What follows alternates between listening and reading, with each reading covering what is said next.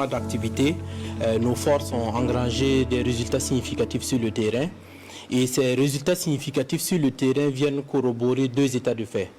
Le premier, c'est le taux de 72,70% du territoire national reconquis que le ministre d'État, ministre de la Défense et des anciens combattants évoquait il y a quelques jours. Cela n'aurait pas pu être possible sans le travail formidable qui a été abattu par nos forces combattantes et les volontaires pour la défense de la patrie. Ces unités ont mené des actions décisives qui ont permis justement de réoccuper du terrain. Et les terrains qui ont été occupés actuellement dans plusieurs zones, nous sommes dans une phase de consolidation. Et cela m'amène au deuxième point. Justement, cette consolidation a permis le retour de plus d'1,060,000 personnes déplacées internes que la ministre de l'Action humanitaire annonçait également, de même que plus de 26 000 ménages. Donc vous conviendrez avec moi que les actions que nos unités ont menées sur le terrain ont été d'une importance capitale pour permettre le retour de ces personnes. D'un point de vue global, on peut noter que nos unités ont infligé d'énormes pertes à l'ennemi, neutralisant plusieurs centaines d'entre eux et particulièrement dans la seule zone de Kantchari. En effet, s'agissant de Kantchari, nos unités d'observation ont remarqué un regroupement d'un grand nombre de terroristes et ils ont alerté les combattants du ciel. Et avec l'appui de nos partenaires nigériens, nous avons mené une action décisive qui a permis de neutraliser plus de 100 terroristes. C'est le lieu pour moi de saluer cette belle collaboration et puis ce très bel esprit de fraternité d'armes que nous entretenons avec les Nigériens qui nous a permis justement de mener cette opération précise avec les unités au sol pour la neutralisation de ces plus de 100 terroristes.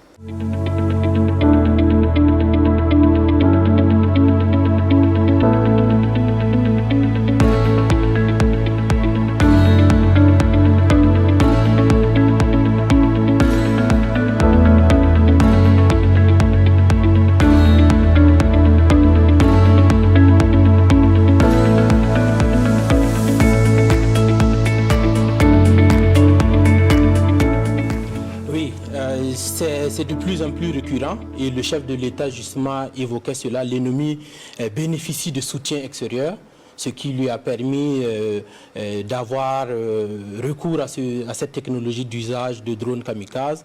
Mais vous savez, nous sommes dans une guerre que nous qualifions de guerre asymétrique.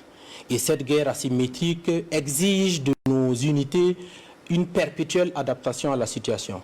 Et ce fait nouveau d'utilisation de drones, nous avons capitaliser, répertorier et partager un certain nombre de bons procédés d'action avec les différentes unités. Nous partageons aussi des informations précieuses avec nos partenaires de l'AES, nos frères armes du Mali et du Niger, qui font aussi face à cette utilisation de drones. Et ensemble, nous arrivons à contrer cette menace. Et vous l'avez bien vu dans les images, nos unités arrivent à abattre des drones de l'ennemi. L'une de nos priorités est la protection et le bien-être des populations. C'est l'une de nos raisons d'être et pour ce faire, nous ne ménageons aucun effort et nous n'allons ménager aucun effort pour permettre à ces populations-là d'avoir le minimum vital, d'être ravitaillées en denrées et en produits de première nécessité. Et pour ce faire, l'ensemble des groupements de sécurisation a mené des opérations de ravitaillement stratégique, des escortes logistiques et aussi des ravitaillements au profit de beaucoup de zones et même dans les zones les plus reculées. Donc, cela a permis de façon globale de sécuriser le convoyage de plus de 35 000 camions.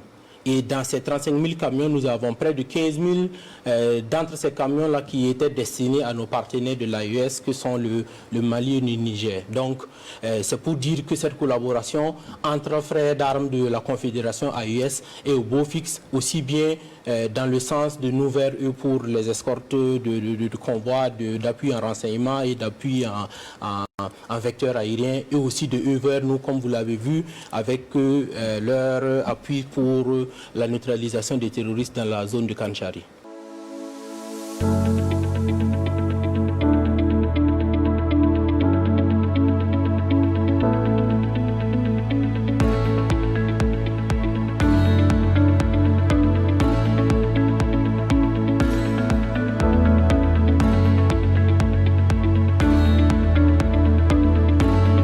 Kaziba TV pour un Burkina Faso souverain, intègre et fier.